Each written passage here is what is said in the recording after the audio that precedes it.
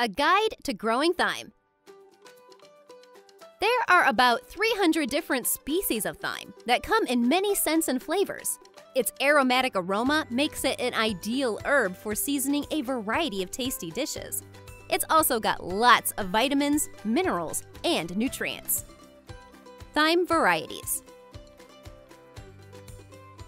French and English thyme, the most popular of the culinary varieties of thyme.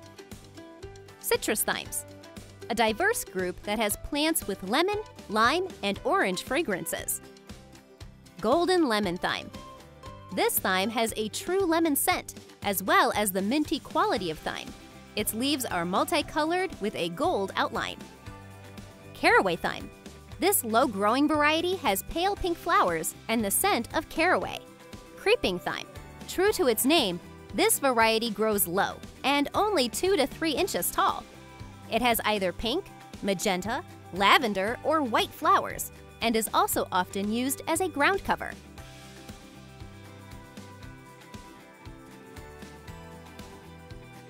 Before getting started, keep in mind that thyme seeds are difficult to germinate and can take a long time to sprout.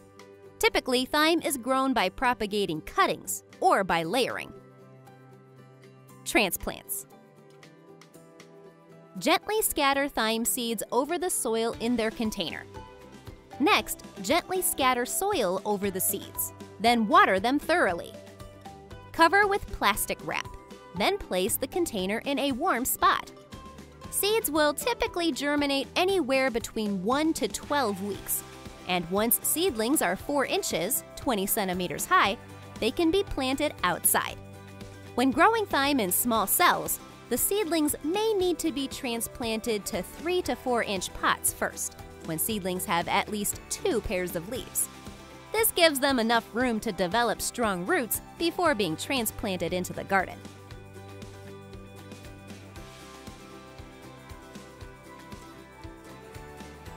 Propagating cuttings. Clip a 3-inch cutting from the very tip of a stem and apply some rooting hormone on the exposed part of the stem. Typically, a small amount of apple cider vinegar is all that's needed to create this organic rooting hormone. Use 1 teaspoon of vinegar in 5 to 6 cups, 1.2 to 1.4 liters of water. Then, plant the cutting either in sterile sand or vermiculite, a mineral substance. Roots typically emerge within 6 weeks. Then the cutting can be transferred to a small pot. Here, let the root ball form. Then transfer to a large pot or directly to the garden. Propagating by layering. Take a long thyme stem and carefully secure it along the soil with wire or a U-shaped stake, leaving 4 inches of the tip free. Make sure the pinned portion is directly touching the soil. Roots will start to form along the stem within about a month. Then, cut away the newly rooted plant from the main plant and transfer elsewhere in the garden or to a large pot. Thyme can be grown in soils with a pH between 6.0 and 7.0. Its ideal soil temperature for germination is between 15 to 21 degrees Celsius, 60 to 70 degrees Fahrenheit, while its air temperature tolerance is between 60 to 80 degrees Fahrenheit, 15 to 27 degrees Celsius. Grow thyme in full sun with well-drained soil. Then, prepare its bed by turning soil under to a depth of 8 inches. Level with a rake to remove any clumps of grass or stones. Dig a hole for each plant that's large enough to accommodate its entire root ball. Carefully remove the plant from its pot. Then gently loosen the root ball to encourage good root development. Set the plants 12 inches apart and place the top of the root ball so that it's even with the level of the surrounding soil. Fill the hole with soil to the top of the root ball, then gently firm the soil. Thoroughly water and apply a light mulch layer on top of the soil, about 1 to 2 inches, to conserve water and to reduce the growth of weeds. Note: if thyme is planted in a raised bed, the plants should be kept toward the center of the bed instead of at the edges. This will help insulate their roots during the winter. Watering. Keep the plants well watered during the growing season, especially during dry spells. Typically, plants need about 1 inch of rain each week. A rain gauge can be used to check this amount, then simply add water if there wasn't enough rainfall. Water thyme using a drip or trickle system, which delivers water at low pressure near the soil level. When using overhead sprinklers, use them early in the day so that the leaves have enough time to dry off before the evening. This will help to minimize disease problems. Keep the soil moist, but be careful that it's not too saturated. Pruning and thinning. The lifespan of thyme plants averages about 5 to 6 years. If plants are beginning to deteriorate, prune the existing plants back to rejuvenate them. Seedlings should be thinned to a final spacing of 4 to 6 inches, 10 to 15 centimeters, allowing for 8 to 10 inches, 20 to 25 centimeters between the rows. Note: growing thyme in poor soil with little water will actually cause it to grow better. For this reason, thyme is an excellent choice for xeriscaping, which is a landscaping or gardening process that limits/eliminates the need for added water from irrigation, as well as for low-water landscapes. Fertilizer. Seedlings don't need much fertilizer, so they can be fed when they're 3 to 4 weeks old using a starter solution, half the strength of a complete indoor houseplant food. Once planted, thyme will grow well without fertilization, but it will definitely benefit from the occasional application of well-aged manure or a balanced fertilizer. Mulch. Mulches also help retain soil moisture while maintaining even soil temperatures. For herbs, an organic mulch of aged bark or shredded leaves will improve the soil as it breaks down in time. Remember to always keep mulches off the plant's stems to prevent possible rot.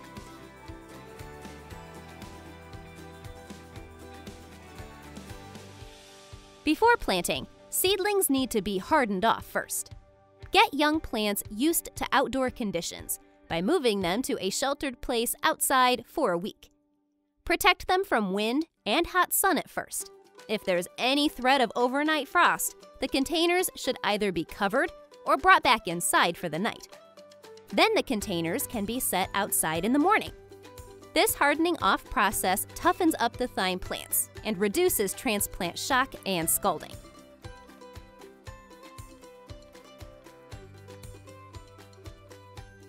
An all-around beneficial plant for the garden, thyme is particularly good for brassicas, broccoli, cabbage, cauliflower, and kale because it repels cabbage moths. It's also great for strawberries, as it enhances their flavor. Eggplant and sweet potatoes also make great companions to grow with thyme. The good news is that thyme doesn't have any garden adversaries.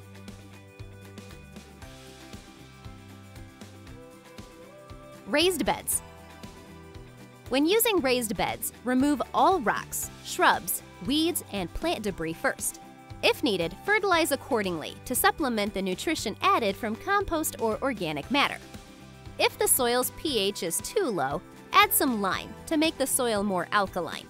Then add about 4 inches of organic matter or compost to the surface and incorporate it with a pitchfork to a depth of 6 to 8 inches, 15 to 20 centimeters.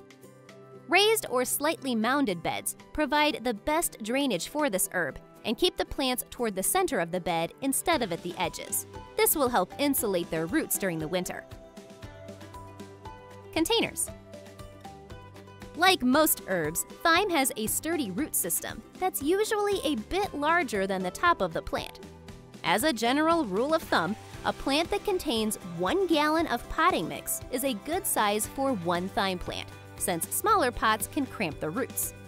Drainage is critical, so make sure the container or pot has at least 1 drainage hole in the bottom.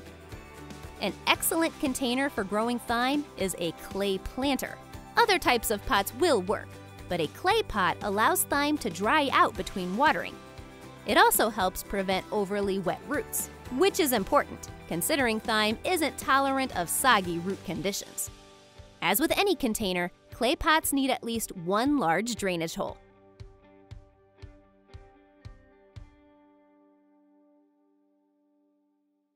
Aphids. These tiny pests come in a variety of colors: green, black, red, light orange, or yellow, and mainly feed on the undersides of leaves and stems. What they're actually feeding on is the sap in plants, which ends up causing the plants damage. Aphids also leave behind a sticky substance called honeydew, and they are a pest that's known to spread diseases. Aphids can be tolerated by most plants when their numbers are low, but if there's a lot of aphids, they can stunt a plant's growth and cause a plant's leaves to turn yellow and fall off. Here's what to do. For the most part, plants can handle mild aphid infestations. But if they're found, a strong jet of water from a garden hose will wash them off the plants. Spraying plants with water should be done early in the morning so that the plants can dry off during the day. Sticky traps, neem oil, insecticidal soaps, and horticultural oils are also effective against aphids. Just be sure to follow the application instructions on the packaging. Oftentimes, you can also get rid of aphids by wiping or spraying the leaves with a mild solution of water and a few drops of dish soap. One variation includes adding a pinch of cayenne pepper. Soapy water should be reapplied every 2 to 3 days for about 2 weeks.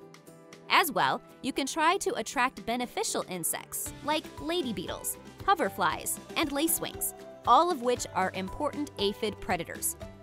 Make sure to check all transplants for aphids before planting. And keep in mind that aphids aren't very mobile, so it's not uncommon to find one heavily affected plant surrounded by plants that are fine. If this is the case, simply remove and destroy the infected plant. Deer. They often eat plants entirely. Deer tend to eat a lot of things in the garden. Here's what to do. Try using a deer repellent to keep them away from any crops. Homemade sprays like garlic powder and cayenne are almost as effective as commercial ones, but they need to be reapplied more often since they wash off with rain more easily. As well, using a physical barrier, like fences, for young plants can help keep the deer from snacking on these plants. Mealybugs. Mealybugs are small, long, and flat wingless insects that give off a white powder, which then forms a waxy protective shell. Mealybugs clump into masses that look like cotton on the stems, branches, and leaves of thyme plants. They also suck the juices from leaves and stems, which causes plants to become quite weak. They also attract ants with the substance they give off, and this substance can grow a black, sooty mold on it as well. Here's what to do. Wash the infected parts of the plant under the faucet or garden hose and try to rub the bugs off. Predator insects like lacewings, ladybugs, and parasitic wasps are also an organic way to help control mealybug infestations. Spider mites.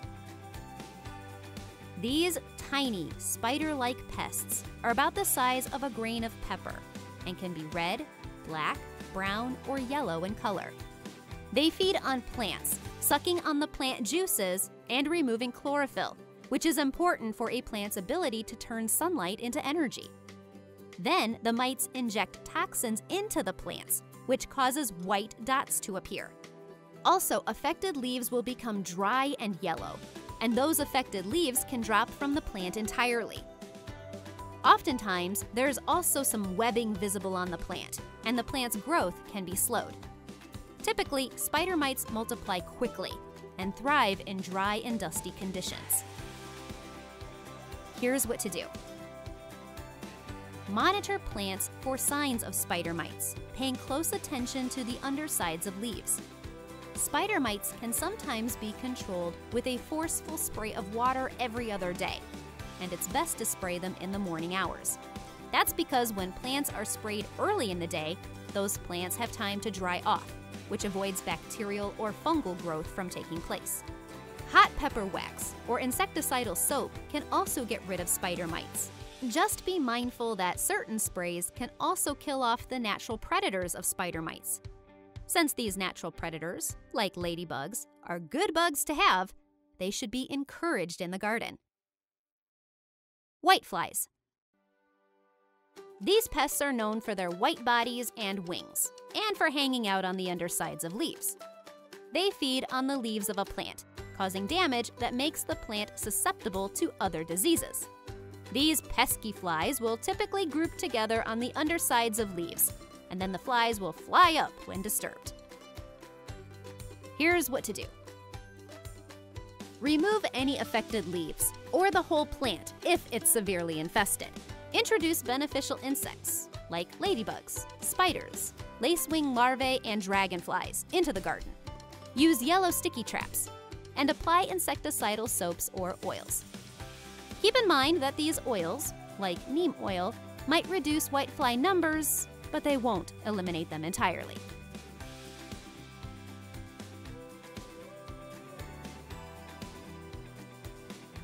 Alternaria leaf blight. This fungus loves warm and wet conditions, causing brown spots with yellow edges to appear on the leaves, usually the oldest leaves first of a crop. The center of these lesions will also develop gray to brown soft fungal mold, eventually drying out and giving leaves a shot hole appearance. As the disease progresses, leaves will begin to curl and eventually will die and drop from the plant. This disease is common in growing areas with high temperatures and frequent rainfall. Here's what to do. Plant certified disease-resistant seeds when possible, and water plants from below to avoid having soil splash up onto the lower leaves of the plants. It's also helpful to water plants in the morning so that they have time to dry out during the day.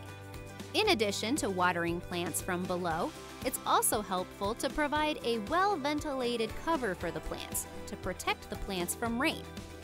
Be sure to clean any equipment between uses to prevent the spread of bacteria. And do not prune or handle plants when those plants are wet. As well, establish a crop rotation and stick to it. If there are any blighty leaves present, usually on the bottom of the plant closest to the soil, remove and destroy them. Finally, plant leaves can be sprayed with a baking soda solution, 1 tablespoon baking soda, 2.5 tablespoons of vegetable oil, and 1 teaspoon of liquid soap to 1 gallon of water. Or neem oil. Just take care not to use neem oil when pollinating insects, like bees or other beneficial insects are present. Spray only a few leaves to start, then check for a reaction before applying every 2 weeks. Botrytis. A fungus that causes gray mold to grow on flowers, leaves, stems, and buds. It usually thrives in cold and wet weather conditions. Here's what to do. Remove any affected plant parts and avoid watering at night or getting water on the plants as the plants are being watered.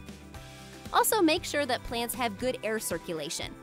There are also some safe fungicides available to fight against botrytis. Damping off. This is one of the most common problems when starting plants from seed. Seedlings will emerge and appear healthy. Then suddenly they'll wilt and die for no obvious reason.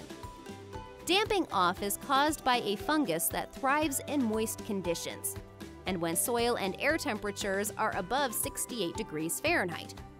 It can also thrive when soils have too much nitrogen fertilizer.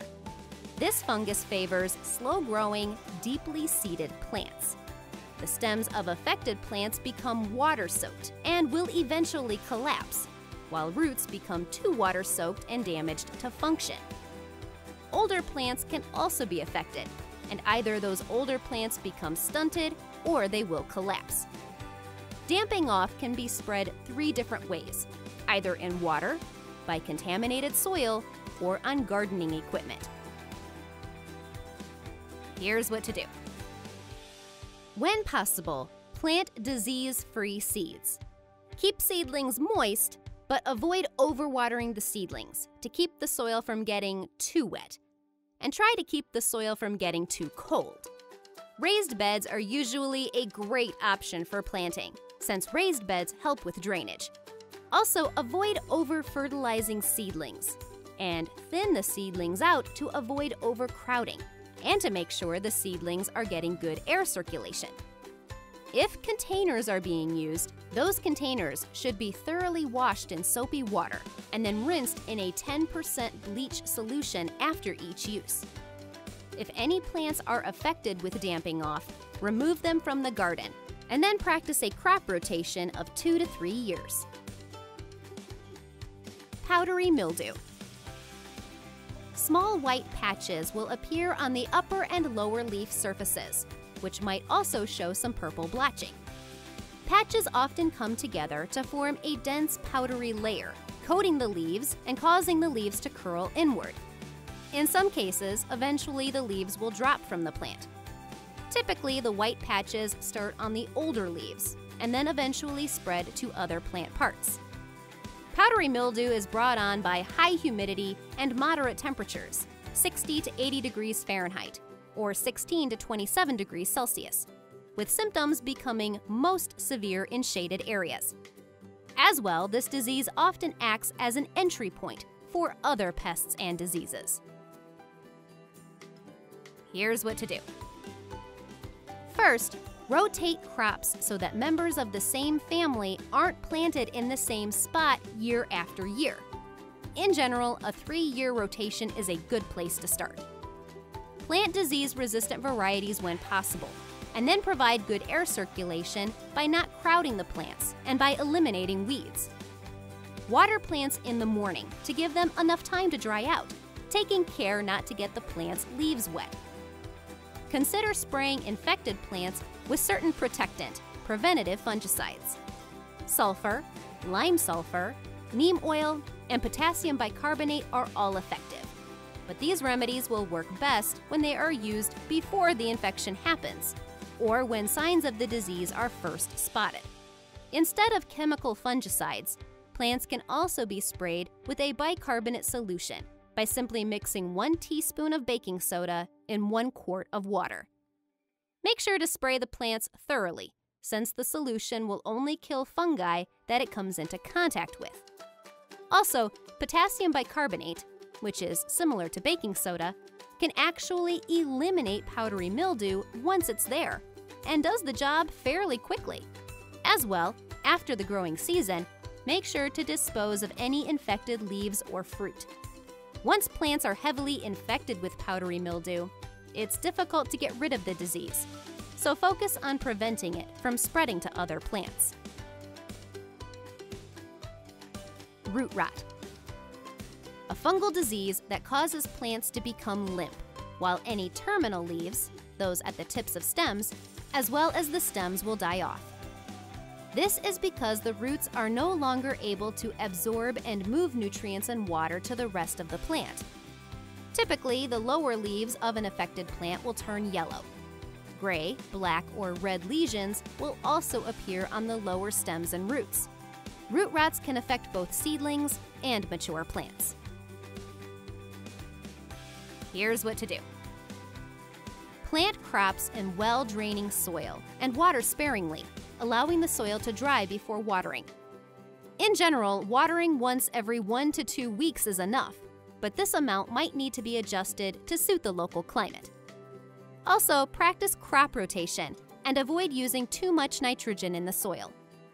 If a plant has root rot already, dig up the plant and prune out any infected roots.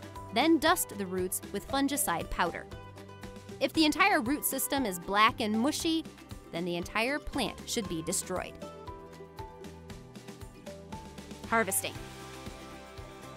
Unlike basil and other annual herbs, don't count on harvesting thyme in the first or even the second year, except for a very light picking of the leaves. Thyme is best harvested just prior to flowering, when the essential oil content of its leaves is at its highest. Plants can also be harvested during flowering, but those flowers are very attractive to bees, which can make harvesting problematic.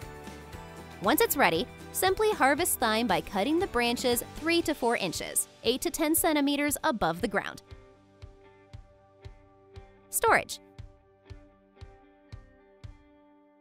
To dry the leaves, cut whole stems on a sunny morning. Tie the stems loosely in small bunches, then hang the stems in a dry, airy location out of the sun. Another option is to spread harvested thyme on a cheesecloth or on a window screen in a dry, shady location. Yet another option is to dry thyme in the oven for 2 to 3 hours. Simply place on a cookie sheet, set the oven to its lowest heat setting, and leave the oven door ajar. Once it's thoroughly dry, store thyme in a tightly sealed container in a dry, dark location, like a cupboard. Thyme can also be frozen in ice cube trays, either in water or olive oil, with their leaves removed from the stems first. Thyme can be added to vinegars and herb butters, and honey can also be infused with thyme.